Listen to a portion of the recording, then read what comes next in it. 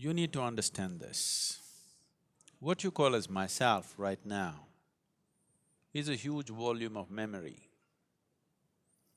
Your body is the way it is simply because of the genetic memory that it carries. You have your mother's nose, your father's complexion and something else, your grandfather's something else, simply because what you call as your body is a complex amalgamation of memory. A very ancient memory lives in your body. What you call as my mind is 100% memory right now. So you are a huge heap of memory in many ways. And memory goes into you in different ways. Through all the five senses, you gather memory. What you see, what you hear, what you smell, what you taste, what you touch. Of all these five different ways of gathering memory, what you see and what you touch are the deepest forms of memory. Especially what you touch creates a certain level of memory in the system. So when you say a spouse, you have touched, and there is a certain level of memory. Now, your divorce means in some way you're trying to rip that memory off,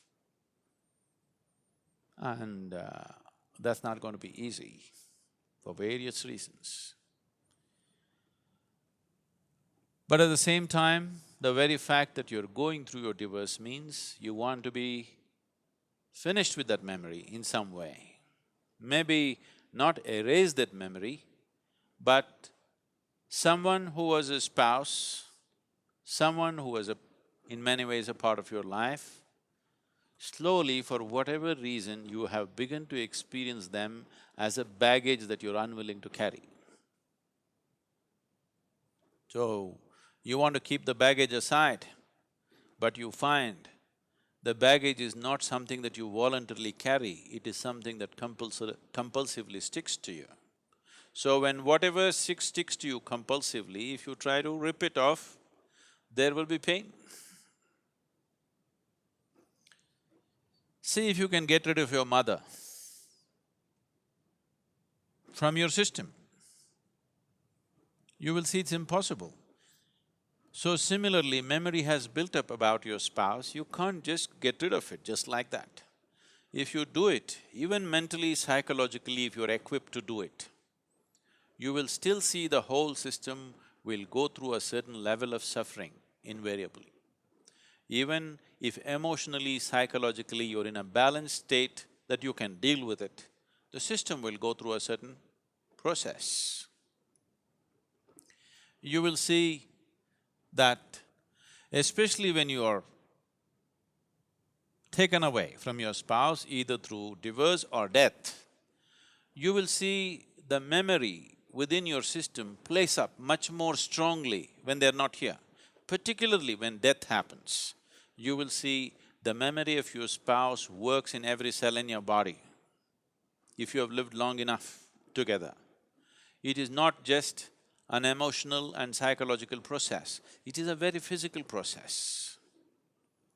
So divorce is a voluntary death.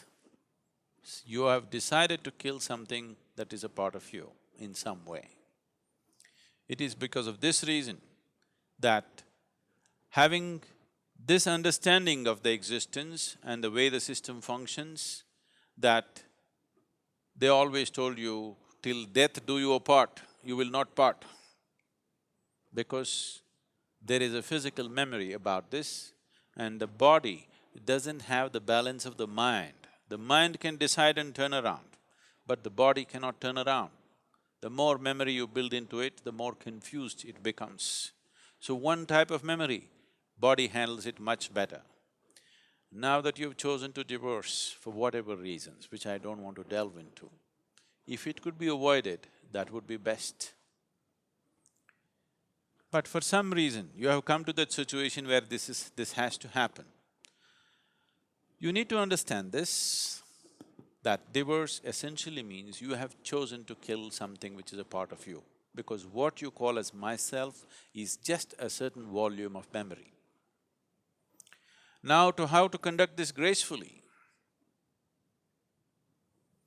Most people think the best way to conduct a divorce is immediately jump into another relationship and another relationship of the same kind. No, you will cause much more struggle and turmoil within the system by doing that. It's extremely important the body has enough time to work out the memory. The body has enough time to keep the memory at a certain distance. Otherwise, you will render yourself to a space where to make yourself peaceful and joyful will become an extremely hard thing to do in your life. So conducting this process gracefully and well is important, as it is important to conduct every aspect of your life gracefully and well.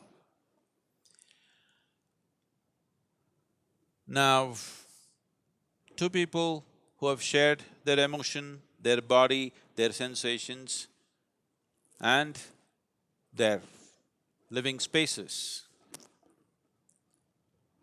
Ripping it apart is because two memories have merged in many ways. Ripping it apart is almost like tearing yourself apart. Even though you might have begun to almost come to a place where you can't stand the person anymore, still it hurts. Simply because you are trying to rip out a memory which is you, because you are a bundle of memory. If one does the necessary spiritual sadhana, if one does sufficient inner work to establish these energies, which is yourself, you are only divorcing your spouse, you need not divorce yourself. But you need to understand this, you have already divorced yourself, you are quite divorced from your own self. Your existence has been nurtured by making a bond, a partnership or a bondage, depending upon how you conducted this, to make yourself feel whole in some way. Most partnerships of this nature are made because by yourself you would feel insufficient, incomplete, but that's not how life is. This is a complete life process by itself. It does not need any assistance from outside. So now that you come to such a situation, it is time to turn inward and see. It is time that you find the completeness of what this life is. It is time you discover that this being is a complete being. It does not need any external assistance to be the way it is. To conduct our life in a society, we are interdependent, but the fundamental existence of this, the balance of what this is, the space of what this is, the possibility of what this is a complete process by itself. Our interdependence is only according to our external requirements, but our inner existence is complete by itself. You are divorcing your spouse, which is bad enough. Do not divorce yourself from yourself.